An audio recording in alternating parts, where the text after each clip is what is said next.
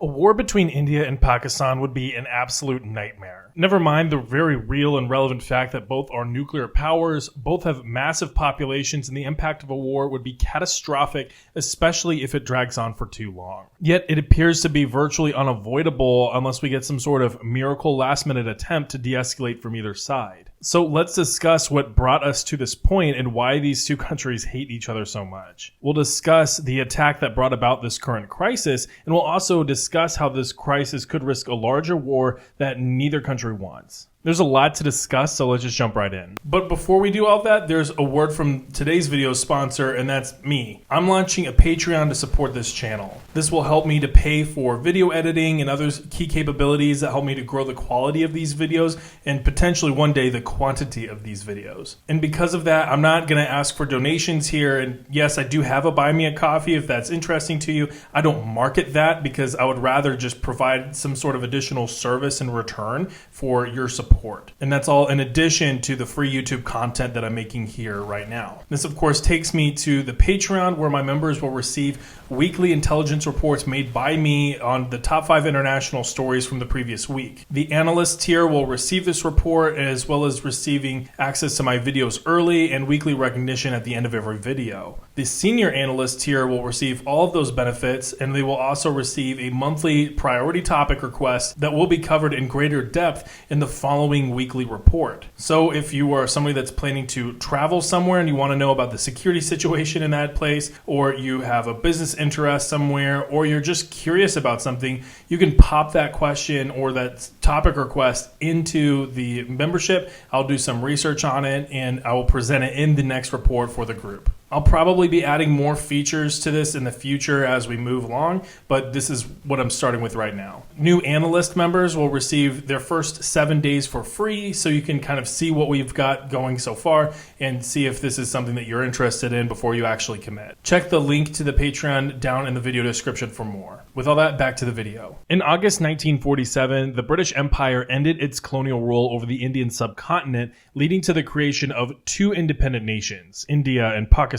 This partition was based largely on religious lines, with Pakistan established as the homeland for Muslims and India as the secular state with a Hindu majority. The division led to the largest mass migration in history, with over 14 million people crossing borders to join their chosen nation. And this upheaval was accompanied by horrific communal violence, resulting in the deaths of an estimated 1 to 2 million people. This left the princely state of Jammu and Kashmir, which had a Muslim majority but a Hindu ruler, and this became a flashpoint following the partition. In October 1947, tribal militias from Pakistan invaded Kashmir, prompting the Hindu ruler, the Maharaja, to seek India's assistance. India agreed to help on the condition that Kashmir acceded to India, which the Maharaja did. This led to the first war between India and Pakistan, and this conflict ended in January of 1949 with a UN-mediated ceasefire. This established the line of control and left India in control of about 2/3 of the region. However, that didn't end tensions over this region outright. In fact, tensions over Kashmir would persist for decades after, culminating in the Second War in 1965. Pakistan launched Operation Gibraltar, sending troops into Indian-administered Kashmir to incite a rebellion. India responded with a full-scale military offensive. In the following 17-day war resulted in heavy casualties on both sides and ended with a ceasefire brokered by the Soviet Union and the United States. This led to the Tashkent Agreement. The Indo-Pakistani War of 1971 was one of the most pivotal moments in South Asian history. Triggered by political unrest in East Pakistan, and this is now Bangladesh, the conflict escalated whenever India intervened militarily in support of the Bengali independence movement. This war culminated in a decisive Indian victory. This led to the creation of Bangladesh and the surrender of over 90,000 Pakistani troops. This was one of the most significant military defeats in Pakistani history and has reshaped the geopolitical landscape for South Asia. In the aftermath, the Simla Agreement was signed in 1972, and the aim was the establishment of more peaceful relations and the respect for the line of control in Kashmir. However, the agreement's effectiveness had been questioned over the years, and subsequent decades witnessed continued hostility and mistrust between both India and Pakistan. And this is a little bit of foreshadowing. The years following the 1970 war were marked by persistent tensions, particularly over Kashmir. Skirmishes and ceasefire violations along the line of control became very commonplace, and this eroded the fragile peace that held the Simla Agreement together.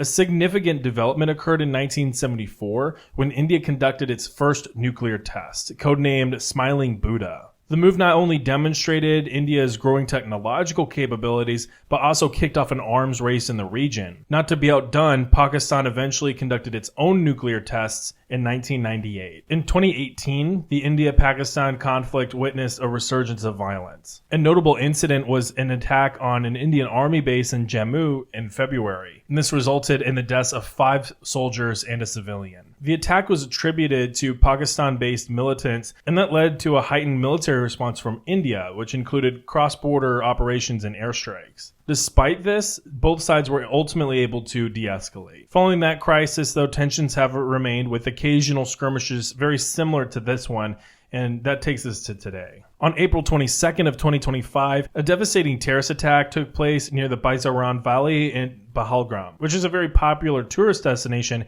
in Indian-administered Kashmir. It's nicknamed Mini Switzerland. 5 armed militants opened fire on a group of tourists, resulting in 26 fatalities and over 20 injuries. This marked the deadliest attack on civilians in India since the 2008 Mumbai attacks. The victims included 24 Indian nationals and 1 tourist from Nepal. The attackers targeted mainly male tourists, and a local Muslim resident was also killed while attempting to intervene. Initially, the militant group the Resistance Front, which is believed to be an offshoot of the Pakistan-based Lashkar-e-Taiba, initially claimed responsibility for the attack. They cited opposition to Indian government policies allowing non-Kashmiris to settle in the region. However, the TRF later retracted the claim, alleging a communications breach. In the wake of the attack, Indian Prime Minister Narendra Modi vowed to pursue the perpetrators globally. The Indian government took several large measures very quickly after the attack. First, and most critically in my opinion, they suspended their participation in the Indus Water Treaty. This is a crucial water sharing agreement between India and Pakistan. We'll talk a little bit more about why this is very important in a moment. India also expelled Pakistani diplomats and downgraded diplomatic ties. They also closed the Attari-Wagah border crossing, which is the main border crossing between India and Pakistan, and they canceled visas for Pakistani nationals and gave them 48 hours to leave the country. They also closed their airspace to all Pakistani aircraft, and they have begun extensive military operations in Kashmir, detaining approximately 500 individuals and demolishing homes of suspected militants. They also deployed the Indian Navy and test-fired long-range precision missiles, basically signaling their heightened readiness and their willingness to escalate. Pakistan, however, has denied any involvement in the attack and called for an impartial international investigation. In response to India's actions, Pakistan suspended the 1972 Simla Agreement. They closed the airspace to Indian flights, and they have expelled Indian diplomats. They've also suspended trade and closed border crossings with India as well. Pakistani officials have warned that any Indian aggression would face immediate and firm retaliation.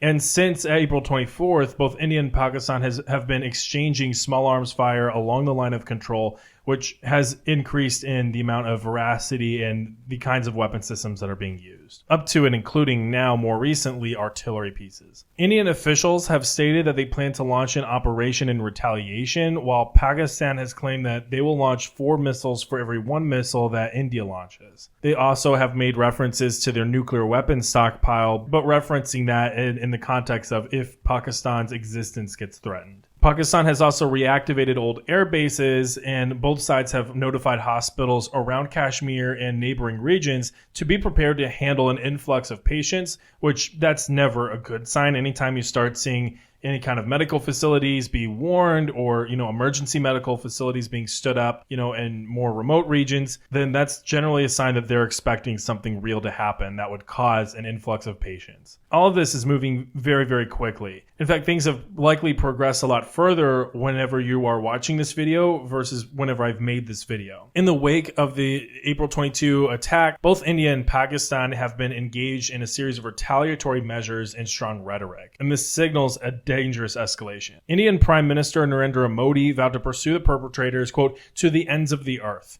which sets a pretty high bar if key parts of Lashkar-e-Taiba are present in deeper parts of Pakistan. Is India willing to pursue them in deeper parts of Pakistan, and how exactly is that going to make Pakistan react? How India chooses to go about this whole situation will be very important to monitor. How Pakistan responds will be even more important to monitor. India's suspension of the Indus Water Treaty is probably the most important development on the Indian side so far. 70% of Pakistan's water supply flows from the Indus River, which India controls through a series of dams. India closing those dams and cutting off that water supply creates an immediate water crisis and threatens not only Pakistan's ability to have water, but their agricultural industry as well. 80% of Pakistan's agriculture relies on water from the Indus River. India has reopened the dams since closing them, but did so in a way to flood the riverbed and cause infrastructural damage. They did not notify Pakistan that they were opening the dam to flood the river. So they're effectively weaponizing the dam and the water flow against Pakistan. India stated that they would renew the treaty once Pakistan had, quote, credibly and irreversibly ended its support for cross-border terrorism. Until then, much of Pakistan will be in a water crisis. In response to this, Pakistan closed its airspace to Indian flights, suspended trade, and warned that Indian aggression would be met with matching responses from their full spectrum of power. Of course, a key diplomatic development on the Pakistani side would be the suspension of the Simla Agreement. This establishes conditions legally for fighting, and that's what we've been seeing so far. In India, there is mounting pressure for the government to take decisive military action, and this is reminiscent of the 2019 Balakot airstrikes. Similarly, in Pakistan, nationalistic sentiments are on the rise, and leaders are warning against any kind of Indian misadventure. There is also a very significant risk of this crisis escalating not just politically, but militarily. Both sides are prepared to go to war against one another, and they appear to be ready to go today. Looking at the Indian military, and this is just numbers, so this gives you a very incomplete picture of what the Indian military is all about. We're going to talk about some of the imperfections here in a second that you can't really quantify here in these stats. India has approximately 1.5 million active duty personnel with an additional 1.15 million in reserve. Their defense budget is around 79 billion US dollars. They have around 4,700 tanks, which includes more advanced T-90 models. They're basically an India version of Russia's T-90. They also have about 4,000 artillery pieces, which include both self-propelled and towed of various calibers. In terms of combat aircraft, they have about 650 combat aircraft, including Su-30s and Rafales, as well as nuclear-capable Mirages. They also just inked a deal with France to buy 26 new Rafales. This is a very eclectic mix, and this is really true across the entire Indian military. It's a very eclectic mix of Russian, European, and Chinese systems in use. Their whole plan has been to just buy whatever they can since they don't have much of a defense industrial base, and it's been very difficult for them to domestically produce the kinds of systems that they need. In fact, it's oftentimes cheaper for them to just buy whatever's on the market from whoever's selling. But note, Russia is not going to be providing a lot of spare parts or spare equipment for them, especially with their own war going on in Ukraine. So that is a very key logistical vulnerability that they're going to have to deal with. And that impacts multiple services of their military. In terms of naval assets, they do have their aircraft carrier, the INS Vikrant, 10 destroyers, and 17 submarines. The Vikrant did set sail towards Pakistan on the day of the attack, but it did return to port shortly after. Pakistan claimed that this was some sort of victory on their end, claiming that they turned it away with their, artillery and anti-ship missile capability, but it might also have been some sort of a mechanical failure on the INS Vikrant's part. Their aircraft carrier runs on diesel propulsion, not nuclear. This limits the amount of time it can be at sea and can lead to a lot of mechanical issues that nuclear-powered aircraft carriers don't necessarily have to deal with. Now, for Pakistan, their military has about 650,000 active duty personnel with about 500,000 in paramilitary forces. Their defense budget is much smaller, which is around 28 billion US dollars. However, they still do have a lot of tanks. They have about 3,700 tanks, including Al-Khalid and T-80 models. In terms of artillery, they have about 2,000 towed and self-propelled systems. And in terms of combat aircraft, they have about 450, which includes JF-17s and F-16s. Again, a very interesting mix of capabilities and platforms with Pakistan. This includes another interesting mix of US, Russian, and Chinese platforms, and this is thanks to separate deals with these nations over the years and the decades. In terms of naval assets, though, they're much smaller with 8 submarines and 9 frigates. So this is all well and good, but how are both sides deployed? And who appears to have the relative advantage? For India, they have a lot of concerns along their periphery. Obviously, they have Pakistan, which is a significant portion of their border, and Jammu and Kashmir, which is a key, problem area for them. They also have Ladakh north of Kashmir in the Himalayas, where they've had some territorial disputes with China. We're going to talk about why this is relevant in a moment. And then they also have other kinds of security threats that potentially may exist in the east of the country. So their whole military is really spread around across various parts of the country and not just arrayed towards Pakistan. However, they do still maintain a very significant presence along the line of control with multiple infantry divisions and more specialized units. And since the attacks, they've been pushing a lot more towards that area. India has heightened their levels of military readiness, including, obviously, as we mentioned, the deployment of their navy, but also increased aerial surveillance and the deployment of additional mechanized brigades. They have increased the amount of ground raids and other operations targeting potential terrorist suspects in Kashmir, and this has led to direct clashes with the Pakistani military across multiple parts of the line of control. On the Pakistani side, of course, they have a much smaller geographic area that they need to be able to cover, but they do have a smaller force to do that with.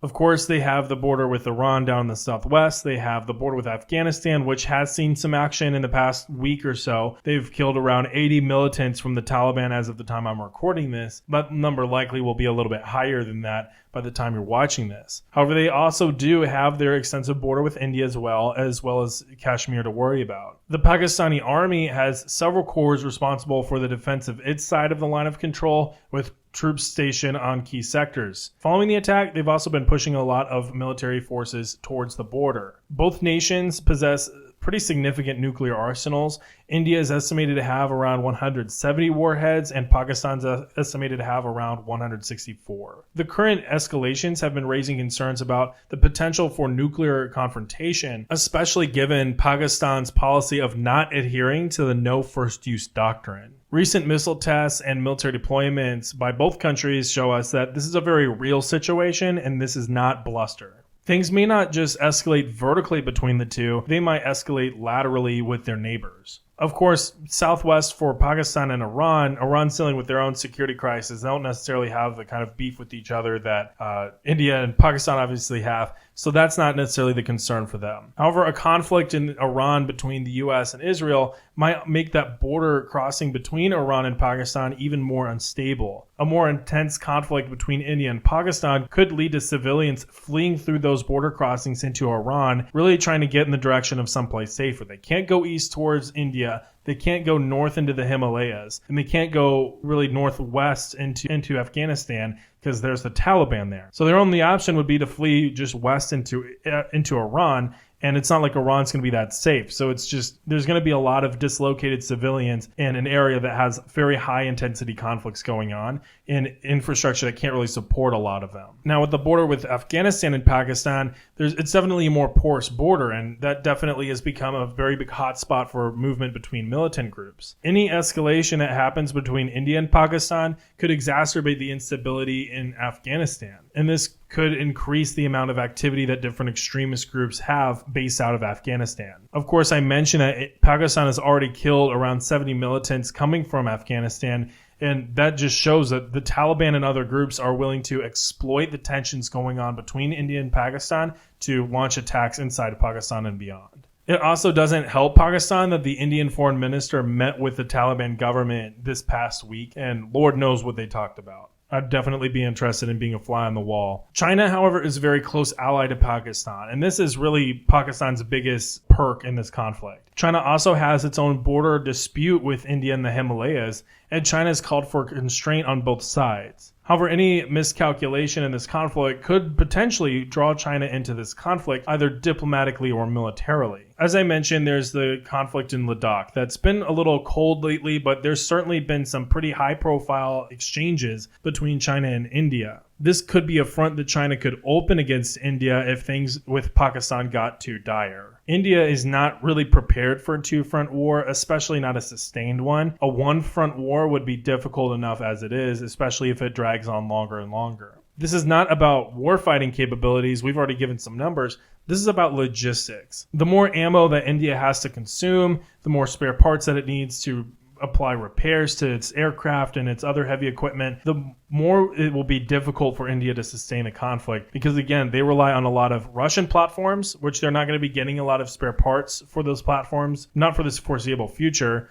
And any kind of support that comes in from, like, let's say the European Union or the United States or Israel will have to get flown in. And of course, Israel's dealing with their own security problems. Against Pakistan, it'll have to consume a lot of resources just to sustain its military in a very short amount of time. I've seen one estimate that showed that India could last about 30 days in a high-intensity conflict before these acute problems really start to become severe. That's not a good situation for India, especially if this becomes a two-front conflict. India has been actively working to bolster its defense industrial base, and this is through capabilities like the Make in India campaign. And this program aims to reduce the dependency on foreign imports by promoting indigenous production. They've also collaborated with some of their international partners for licensing, basically to make foreign products in India, and that basically gives them the industrial capacity without having to indigenously produce new systems entirely. However, this has not stopped them from buying externally at all. Like I mentioned earlier in this video, India has already signed a deal with France very recently on a $7.4 billion deal to acquire 26 Rafale fighter jets. Obviously, Russia's been a big benefactor of Indian external imports, but we've already talked about why that's not really a realistic thing for India to be looking at for the near future. As far as the United States goes,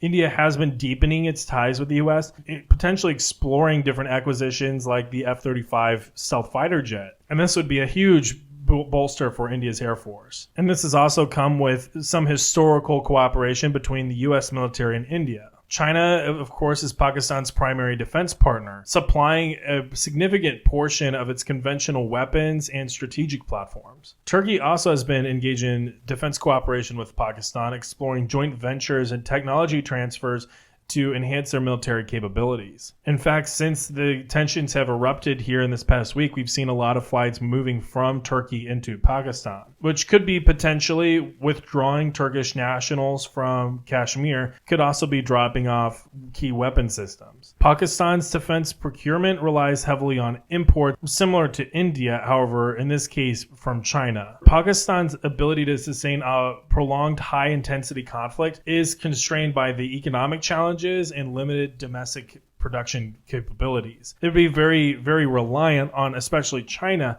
to backfill their resources and their ammunition and spare parts as the war went on. While both India and Pakistan have made some strides in developing their domestic defense industries, they're definitely not fully there to the point that they can independently maintain a war and by themselves backfill their own spare parts and ammunition. India is probably better suited for that kind of situation than Pakistan is, but they're certainly not off to what they would like to be likely in a conflict, especially as high intense as a conflict with Pakistan could be. In a prolonged conflict, I would argue actually that Pakistan has a slight advantage logistically, just because it can get more direct military support from China. And I mean, China is literally right there. They border Pakistan. It'd be a lot easier for China to be able to fly resources and things into Pakistan and to provide aid than it is for, like, say, the United States, Israel, the European Union to fly things into India. India would have to get those materials from the other side of the world, and that would have to be either flown in or shipped in. Whereas, at least theoretically, you could drive a truck of ammunition from China to Pakistan. So overall, in terms of military size and capability, I would say that India has the advantage. But in terms of logistics, I would make the argument that Pakistan might actually have the advantage in a prolonged conflict, especially if it escalated to the point that China would be willing to lend a much larger and more robust helping hand. So that is to say that it would be in India's best interest to make sure that this conflict ended as fast as humanly possible and on their own terms. Failing that, they're risking not only a second front, but losing ground along those fronts to both China and Pakistan. China, who outmatches India, and more embarrassingly to Pakistan, who India outmatches. Now, I've been talking a lot about the military matchup here, but we've got to remember that there are still human people that live in this area, and this is really why this war would be a complete nightmare for everybody. The Indian states bordering Pakistan are very densely populated. Pakistan's Punjab province, which is adjacent to the Indian border,